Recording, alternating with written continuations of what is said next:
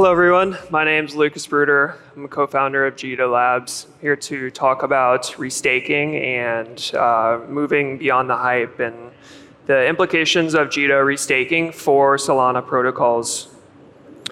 A little bit about myself. Some of you might know me as Buffalo on Twitter, contributor to Solana Core, between finding bug bounties in the Solana validator to contributing to Jito and building a lot of the MEV infra on Solana.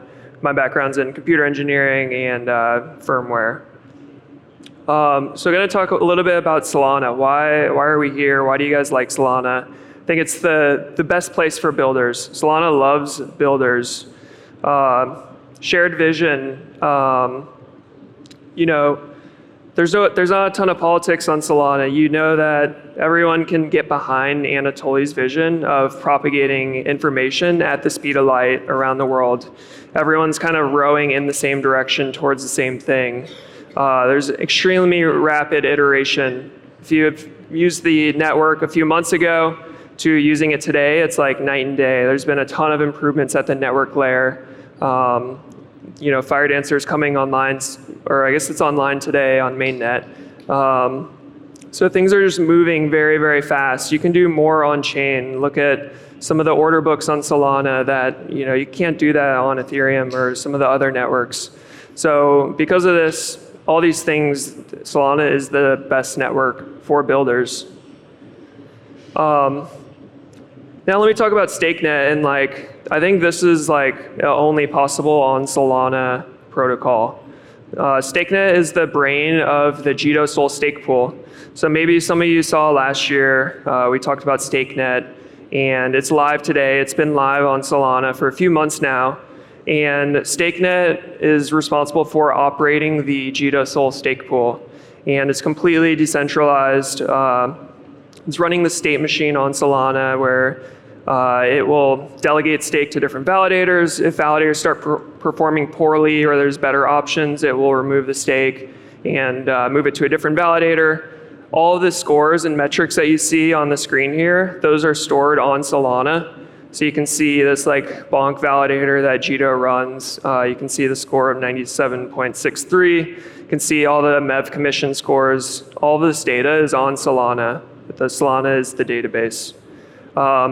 This other chart is the state machine. So you can see if you go to jito.network/stakenet, you can see this running. It will run and periodically rebalance the stake pool. StakeNet's pretty cool, but there's some issues with it. You can see here, this is the x-axis here is the epoch, the Solana epoch. And the y-axis is just different properties of different fields. So you can see on the software version, there's a few epochs where the version wasn't uploaded. You can actually see the network on here going from one version to the next version and the upgrades of validators on the network. There's also been some bugs in the cranker where it will upload the wrong data on a permissioned feed. And a lot of the data on StakeNet is available on-chain, but there's a few things that aren't available on-chain, and so it's essentially a permissioned oracle. So yeah, there's better uptime. Would like to see better uptime on some of these things. If it's going to run a stake pool, which currently today is roughly 13 million SOL and continue to grow, this data needs to be very reliable.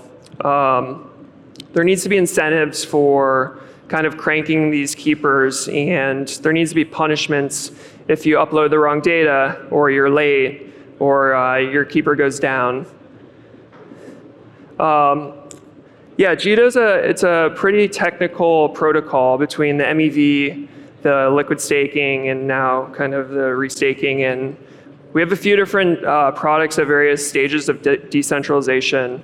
And we realized that there's kind of a common theme between a lot of these things, and there's something missing that was required to decentralize things much more than they are today. And so this is the main reason why we created the restaking protocol. For those that don't know, restaking is essentially just the assets of, it's a process of staking assets to secure a network. And I put the re here because Jito restaking lets you stake any asset. How does it work? So you have a few different parties in the restaking protocol that all kind of work together. So you can think of networks. It's like a rule-based protocol, decentralized. These can be running on Solana.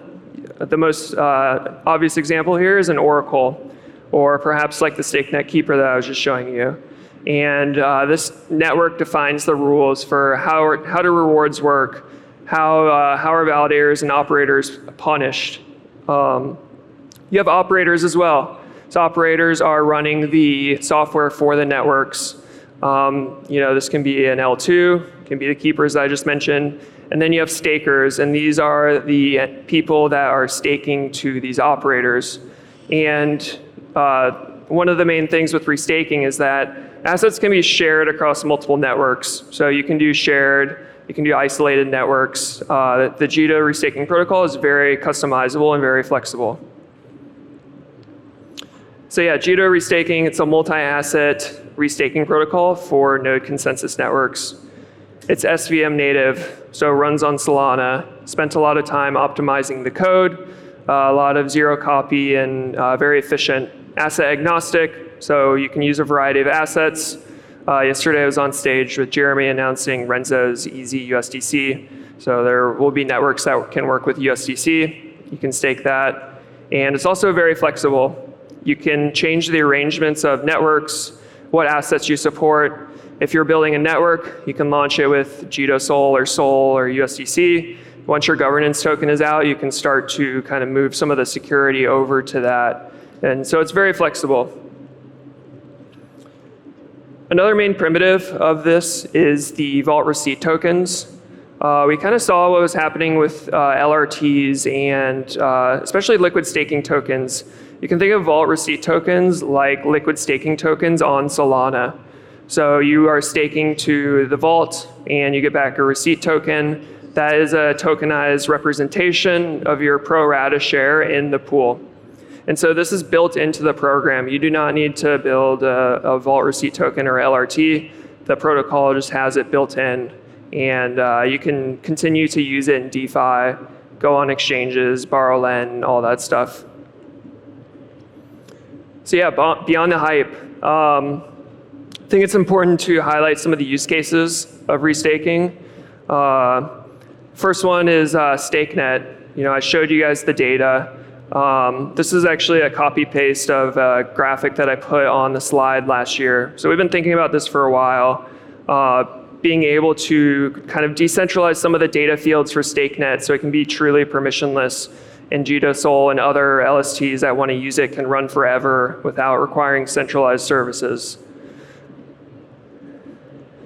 One of my favorite use cases of this restaking protocol is squads. Squads, as you guys know, largest multi-sig on Solana, and they are building squads policy network.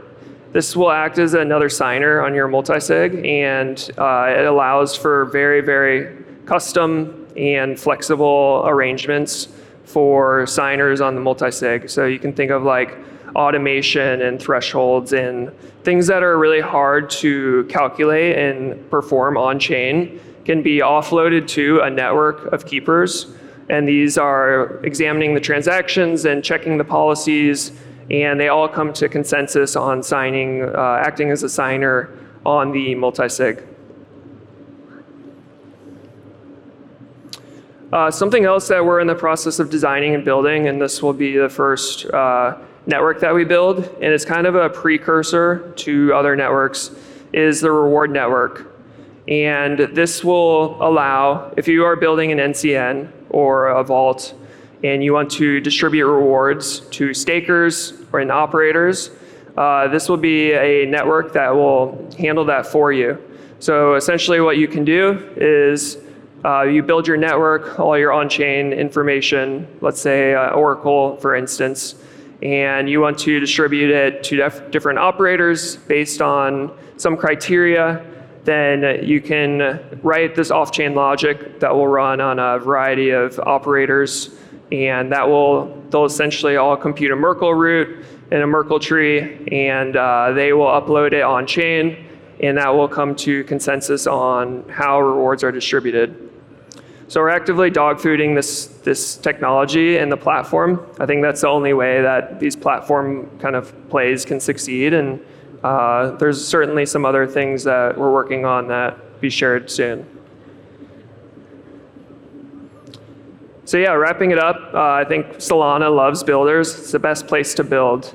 Compared to a year ago to where we are now, it's incredible to see the progress that's made on the actual technology, the ecosystem, and all the builders that are coming in. The reason we created this restaking protocol is because we think that Solana is the best place to do restaking, and it solves a real problem for Jito. We want to make StakeNet truly decentralized. We want to decentralize a lot of products that Jito builds, and this is the way that we think is the best way to do it. And expect to see Jito restaking live in later 2024, and some of the networks starting to come online later this year and early next year. That's all I have. Thank you, guys.